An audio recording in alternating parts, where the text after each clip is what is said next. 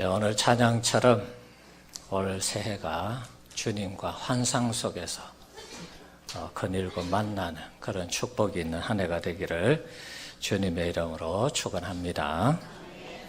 오늘 저는 소망을 담아서 우리 성도님들에게 새해 첫 주일 설교를 하려고 합니다. 어떻게 보면 저의 생각이 조금 가미된 설교일지도 모르겠습니다. 설교라는 것은 성경에 나타난 하나님의 뜻을 정확하게 파악해서 오늘 우리 시대에 옷을 입혀서 선포하고 적용하는 행위라고 할 수 있죠. 자, 하지만 오늘은 우리 교회를 담임하는 목회자로서 우리 교회와 성도님들 가정에 이루어지기를 소망하는 일을 성경을 통해 해석하면서 적용해 보려고 합니다. 자, 오늘 본문은 때가 참에 하나님이 그 아들을 보내어 죄인들을 구원하시는 하나님의 섭리를 소개하고 있습니다. 때가 찼다는 것이 과연 무엇을 의미하는 것일까요? 자, 이에 대해서 총신대 신대원 교수인 박용규 교수는 초대 교회사에서 이런 말을 했습니다. 조금 내용이 학적인 글이라서 조금 이해가 쉽지 않겠지만 한번 읽어드리겠습니다. 초대 교회사가, 교회 역사학자 중에 에버릿 퍼거슨이라는 사람이 있습니다. 자, 이 사람도 갈라디아서의 때가 참에라는 말을 당시의 시대적인 배경 속에서 이해해야 한다고 보았으나 외형적인 환경에서만 그 요인을 찾으려고 하지 않았다. 그는 두 가지를 지적한다. 자, 이 말을 그냥 제 나름대로 이해를 해서 해석을 하면 예수님이 오신 이 때가 찼다는 것은 유대적인 시각에서만 이것을 해석할 게 아니고 외부적인 어떤 요소들도 생각하면서 해석을 해야 된다. 그렇게 저는 이해를 했습니다. 외부적인 요소가 무엇이냐? 이스라엘 땅의 유대교적인 그런 어떤 상황, 암흑기 400년이 지나면서 구원자 되시는 예수님이 오셔야 했고 또 기다리는 사람들 때문에 예수님이 오셨는데 그것 말고도 외부적인 어떤 요소들이 있다는 것입니다. 그래서 에버리 퍼거슨이라는 사람이 두 가지를 지적을 했습니다. 첫 번째는 당시의 로마를 통한 정치적인 평화를 말한다. 로마 제국의 아우구스투스 황제는 마케도니아의 알렉산더 대제 이후 지중해를 완전히 장악하였고 따라서 정치적인 안정으로 평화의 시대가 도래하고 있었다. 하나의 안정된 정부는 기독교 확산에 지대한 영향을 미쳤던 것이다. 로마의 평화는 상업과 무역을 촉진시켰고 상업과 무역은 자연히 교통의 발달로 이어졌다. 교통의 발달은 여행객과 상인, 선교사들과 정부 관리들에게 상당한 이익을 가져다 주었다. 로마라는 나라가 전 세계를 지배하면서 안정되면서 엄청난 발전이 있었는데 그 중에 하나가 상업과 무역이 발전하면서 길이 만들어지게 된 것이죠. 모든 길은 로마로 향하다. 그런 얘기가 있었죠.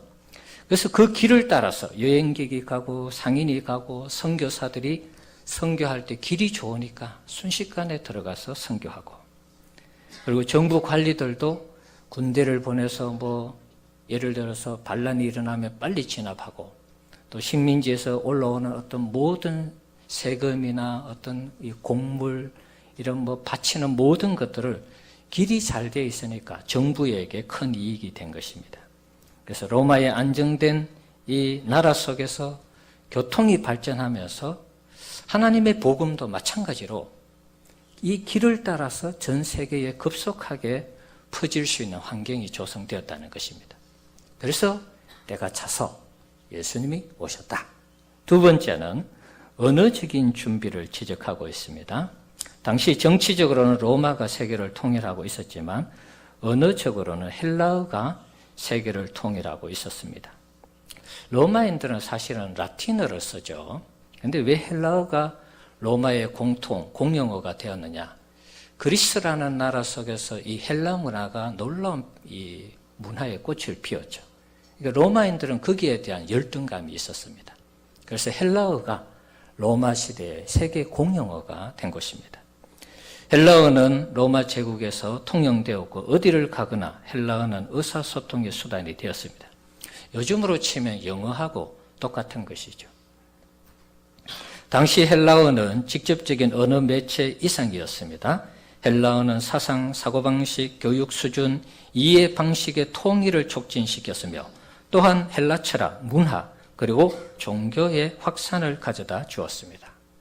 이런 헬라어가 세계 공용어로 사용될 때 신약성경, 헬라어로 만들어진 신약성경이 만들어지게 된 것입니다. 그래서 헬라어와 이 로마의 이 안정된 나라 속에서 길이 발달하면서 복음이 온 세계에 급속도로 발전할 수 있는 그런 때가 되었을 때, 물론 유대적인 어떤 상황, 이스라엘의 상황도 있었습니다. 그 때를 맞추어서 예수님이 이 땅에 오셨다. 이렇게 이 에버리 버거스는 얘기를 했습니다. 이것뿐만 아니라 또 이 때가 참회라는 이 바울의 말은 현대 신학자인 폴 틸리히가 이런 말을 했습니다. 내적인 시간과 외적인 시간 모두를 포함하는 의미를 이해해야 할 것이다. 히스토리에, 독일어입니다. 히스토리에와 게시휘테라는 이 두 단어가 있는데요.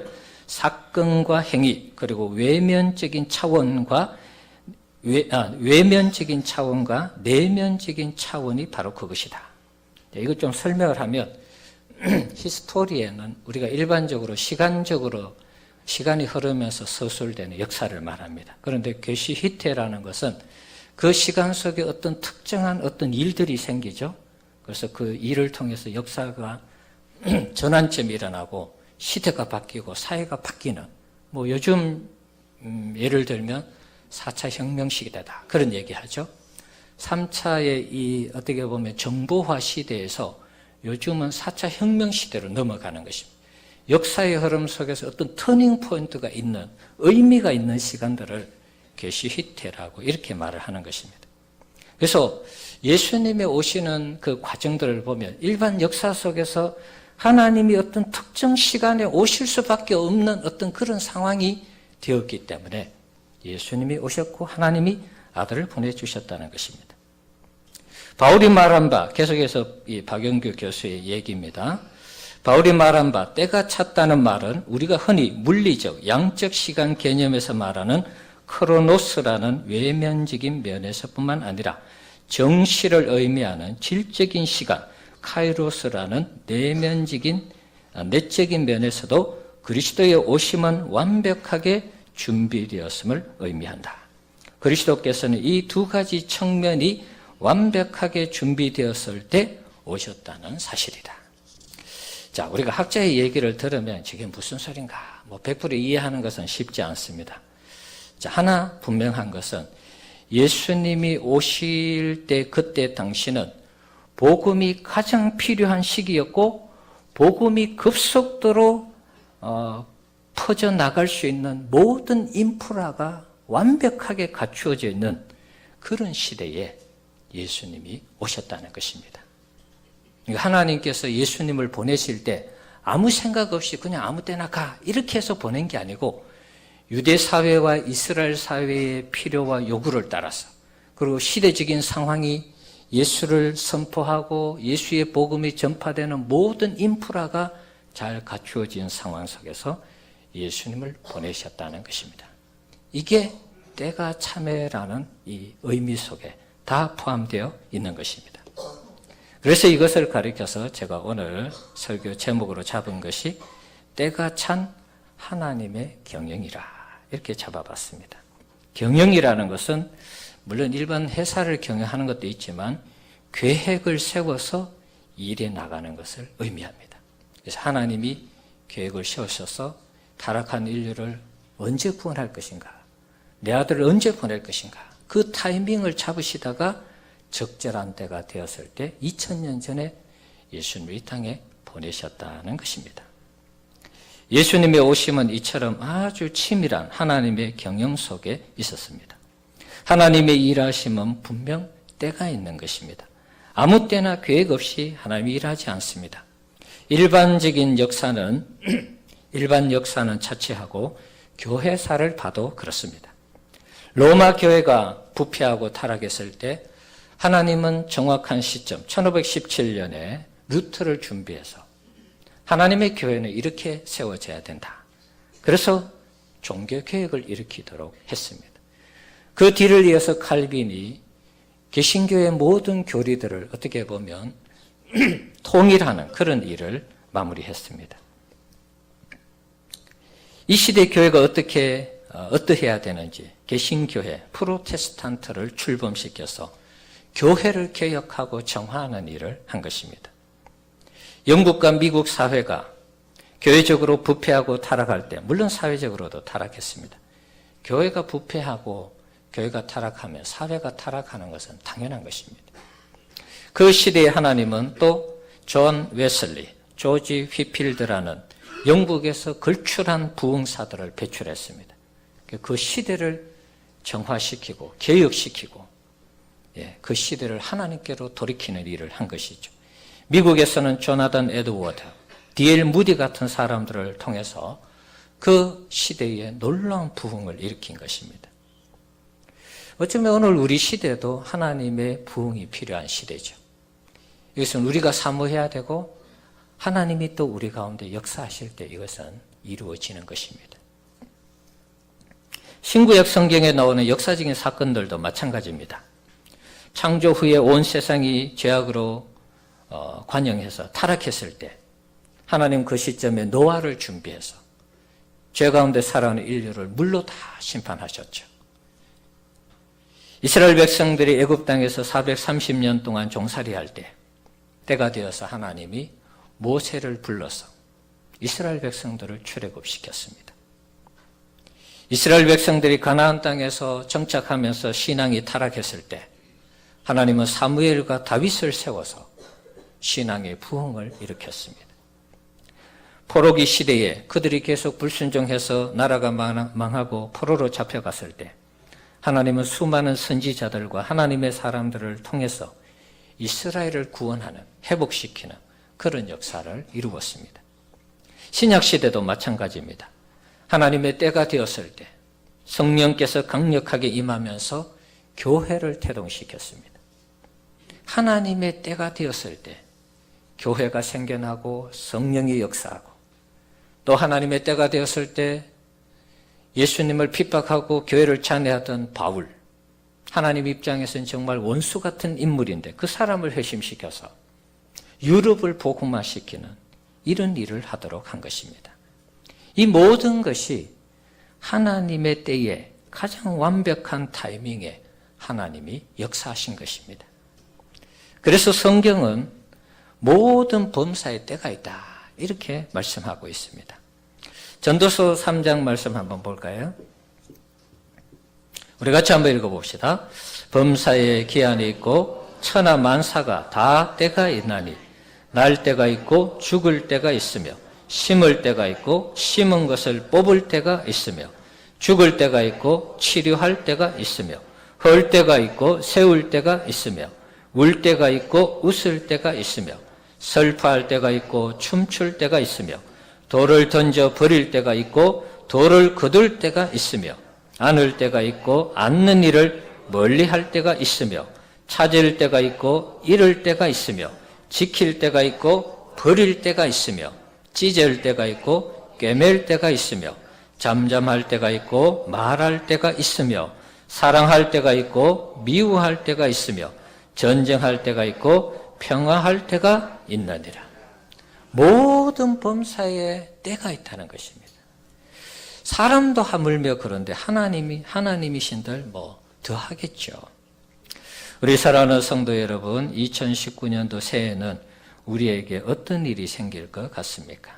지금이 어떤 때인 것 같습니까? 저도 잘은 모르겠어요. 지금이 정확하게 무슨 일을 해야 될 때인지, 어떤 때인지. 자, 앞에서 말씀드린 것처럼 저는 오늘 우리 교회와 우리 성도님들을 소망하는 새해의 새로운 소망을 여러분들과 함께 나누고자 이렇게 설교를 준비했다고 말씀을 드렸습니다.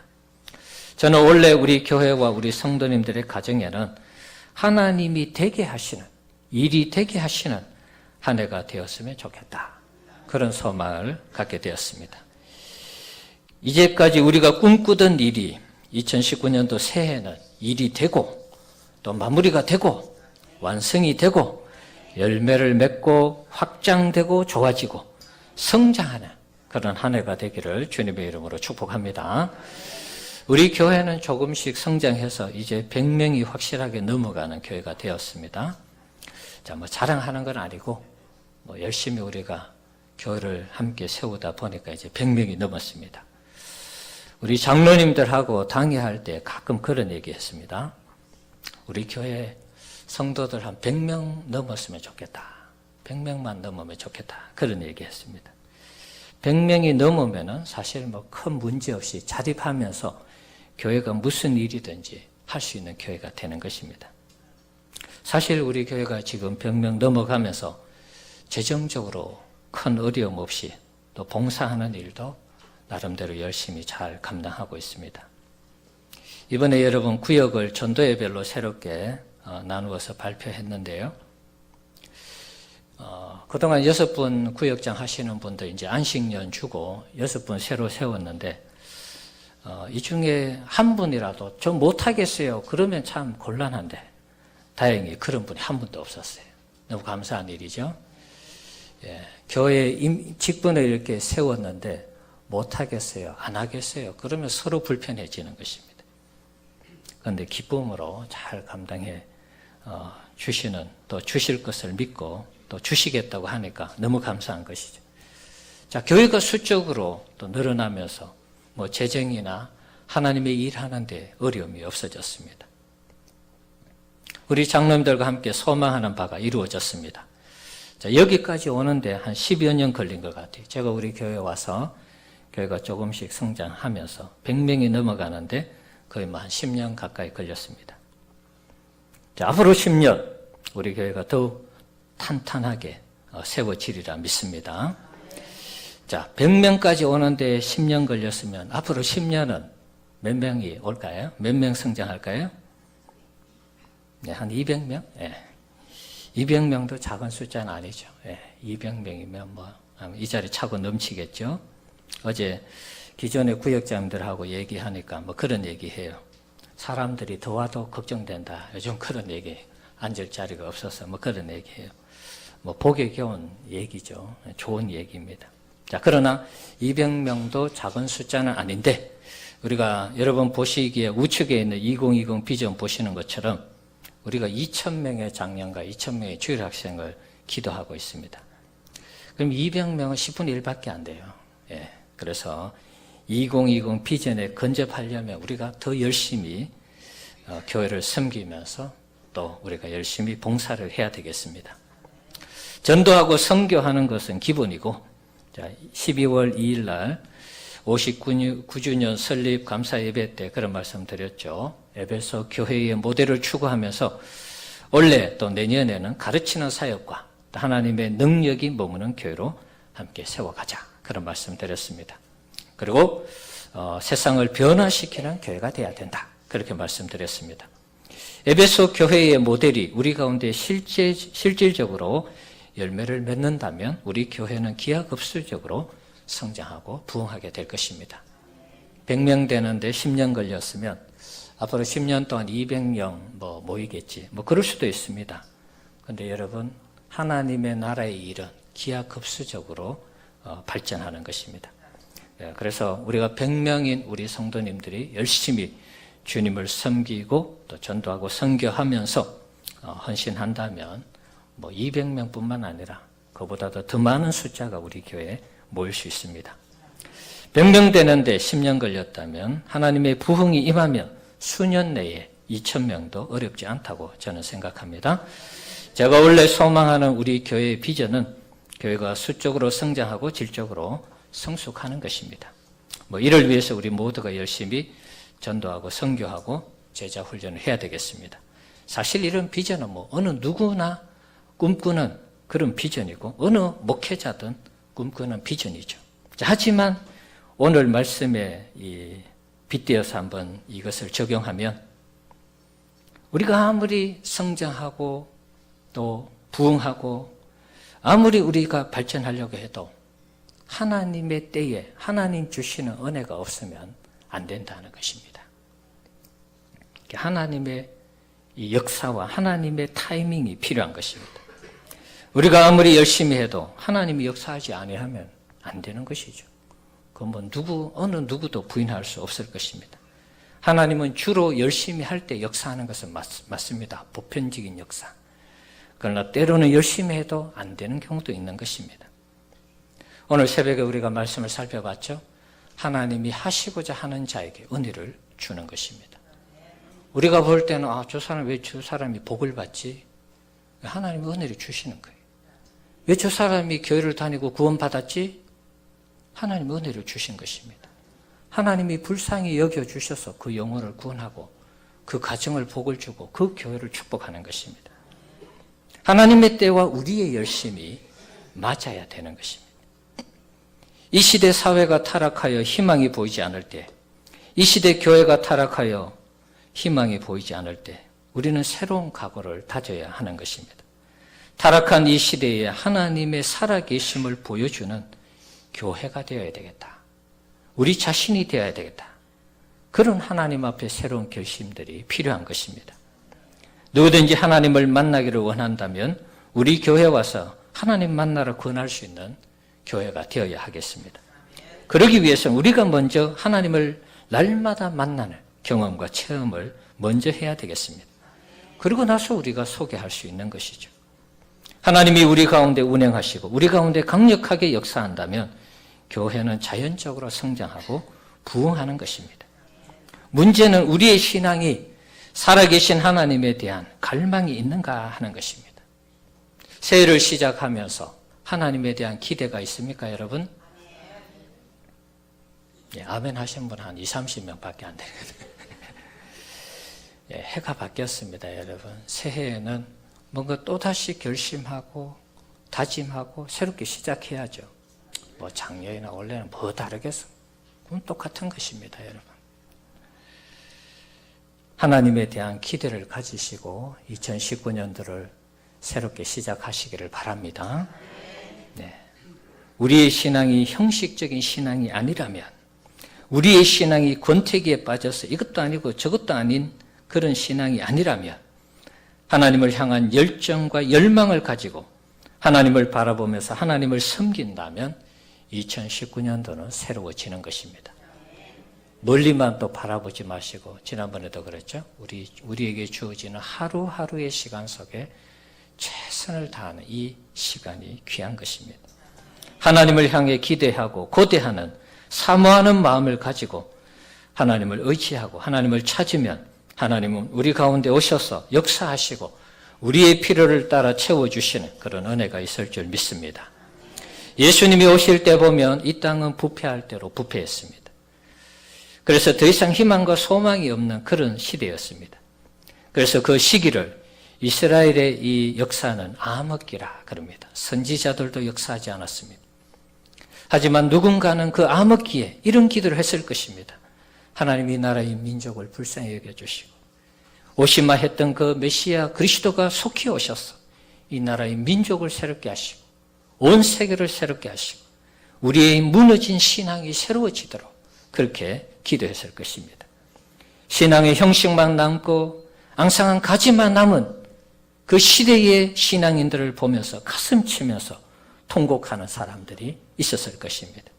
메시아가 와서 이 땅을 새롭게 해야 되는데 그러면서 날마다 성전에 가서 기도한 거룩한 종들이 있었을 것입니다. 그때 하나님께서 그 기도를 들으시고 또 때가 차서 예수 그리스도를 보내셔서 그 어두움의 시대를 끝나게 하신 것이 하나님의 역사고 예수 그리스도의 오심임을 믿으시기 바랍니다. 누가복음 2장에 보면 나이 많은 시몬이라는 사람이 아기 예수님을 안고 기뻐하는 모습이 등장합니다. 나이 많은 그 사람이 사실은 하나님의 부르심을 받아야 되는데 어떤 소원의 기도를 했습니까? 메시아로 오시는 아기 예수님을 내가 보기 전에는 죽지 아니하리라. 그리고 날마다 성전에서 기도하면서 아기 예수님이 태어날 것을 기대하고 고대하며 사모하며 기도하는 가운데 어느 날 예수님이 온 거예요. 그 아기를 안고 찬양하는 모습이 누가복음 2장에 기록되어 있습니다. 그 암흑기 어두운 시대에 누군가는 예수님이 오셔서 이 사회와 이 나라와 이 신앙, 우리의 이 신앙을 새롭게 해달라고 기도한 사람이 있었다는 것입니다. 안나 여선지자도 마찬가지죠. 젊어서 결혼했는데 7년 후에 남편 죽고 84세가 되도록 성전에서 기도했다 되어 있습니다. 그분이 얼마나 오랫동안 기도했을까요? 그 암흑기에 힘든 어려운 시대 가운데 그분도 기도하면서 예수님의 오심을 눈으로 확인하게 된 것입니다. 사랑하는 성도 여러분, 우리 교회도 마찬가지입니다. 하나님의 때는 우리가 모릅니다. 하지만 누군가 하나님을 향해 갈망하고 시대와 교회의 아픔을 가슴에 끌어안고 안타깝게 기도한다면, 이 나라와 이 민족이 새롭게 되기를 기도한다면, 하나님의 나라가 이 땅에 임해서 이 나라가 새로워지기를 기도한다면, 하나님의 은혜가 날마다 우리 교회와 성도들에게 강같이 흐르기를 사모하며 기도한다면, 그것이 하나님의 손을 움직여서 마침내 하나님의 때와 연결하는 하나님의 역사가 우리 교회 가운데도 나타날 수 있다는 것입니다. 여러분, 이 믿음을 가지고 하나님을 갈망하고 고대하고 사모하는 우리 성도님들 되시기를 바랍니다. 이것이 연결될 때 바로 교회사에 놀라운 개혁이 일어났고 교회의 부흥이 일어났고 나라와 민족이 새롭게 바뀌는 그런 역사가 일어난 것입니다. 적어도 우리 교회가 이렇게 하나님을 갈망하고 에베소 교회처럼 정말 하나님 앞에 말씀과 하나님의 능력이 좌우의 무게가 되어서 세상을 변화시키는 교회가 되기를 우리가 함께 몸부림치고 헌신하고 봉사하고 충성하고 기도한다면 하나님이 우리를 들어서 이 시대를 깨우는, 이 시대를 새롭게 하는 그런 교회로 사용하실 줄 믿습니다. 송구영신 예배 때 말씀드렸습니다. 우리가 각 개인이 하나님을 왕으로 모시고 하나님이 주인 되는 삶을 살기를 원한다면 하나님은 반드시 우리 가운데 개입하셔서 하나님이 이루시고자 하는 그 일을 우리를 통해서 이루시는 그런 역사가 있게 될 줄 믿습니다. 2019년도 새해 우리 성도님들 하나님을 갈망하고 사모하고 기대하는 분들이 되시기를 바랍니다. 그 열정과 열심이 충만할 때 자연스럽게 하나님의 때와 연결되어서 우리 교회는 하나님이 기뻐하는 교회로 부흥하고 우리 성도님들의 가정과 개인과 하고자 하는 모든 경영하는 일들이 하나님의 도우신 가운데서 형통하게 되는 그런 축복이 임할 줄 믿습니다. 2주 전에 금요 기도회 할 때 기도회를 시작하려고 기도하기 위해서 이 자리에 나올 때 하나님이 주시는 그런 마음의 감동은 그것이었습니다. 이제 때가 되지 않았나, 그런 감동입니다. 제가 만약에 이것이 헛들은 것이 아니라면 이것이 그야말로 하나님 주시는 그 감동이라면 올 한 해 우리가 열심히 신앙생활하고 또 우리 하나님을 열심히 섬긴다면 하나님의 때 가운데 우리가 들어가서 하나님이 일하시고 하나님이 역사하시는 이 놀라운 은혜를 경험하고 체험하는 한 해가 될 줄 믿습니다. 때가 참에 올 한 해 우리 교회가 크게 부흥하고 발전하고 성장하는 그런 해가 되기를 주의 이름으로 축원합니다. 때가 참에 올 한 해 우리 모든 교회 성도님들의 가정이 행복하고 건강하고 하시는 일들마다 하나님이 도와주시는 형통의 복을 누리는 그런 역사가 있기를 축원합니다. 우리가 하나님께 복을 받으면 반드시 주님을 위해서 헌신하고 주님을 위해서 써야 됩니다. 올 한 해 때가 차서 여러분의 가정에 경제적인 걱정, 염려, 근심 없이 여러분의 가정에 갈등, 고민 없이 행복하게 살아가는 한 해가 되기를 축복합니다. 때가 참에 우리 성도님들의 사업장이 일어나고 성공하고 형통하게 되어서 하나님께 마음껏 헌신하는 그런 한 해가 되기를 주님의 이름으로 축원합니다. 사업할 때 사람 때문에 재정 때문에 고민하지 않는 그런 한 해가 되기를 주님의 이름으로 축원합니다. 마침내 우리 교회가 100명이 되어서 더 이상 이런저런 고민하지 않으면 좋겠다는 이야기를 들으시고 하나님이 우리 가운데 그대로 행하여 주셨는데, 우리 성도님들 가정에도, 가정에서 하는 얘기가 있죠. 가족들끼리. 원래는 우리 가정은 이랬으면 좋겠어. 원래는 우리 자녀들이 이랬으면 좋겠어. 원래는 우리 자녀들이 직장이, 사업장이 이랬으면 좋겠어. 원래 우리 집은 이렇게 되었으면 좋겠어. 하나님이 다 들으셨어요. 이 모든 이야기들을 들은 하나님께서 올 한 해 하나님의 경영 속에 우리의 모든 계획하는 바가 다 들어가서 하나님의 때가 차서 여러분의 입술로 고백한 모든 것들이 현실 세계 속에서 그대로 이루어지는 그런 축복의 한 해가 되기를 주님의 이름으로 축원합니다.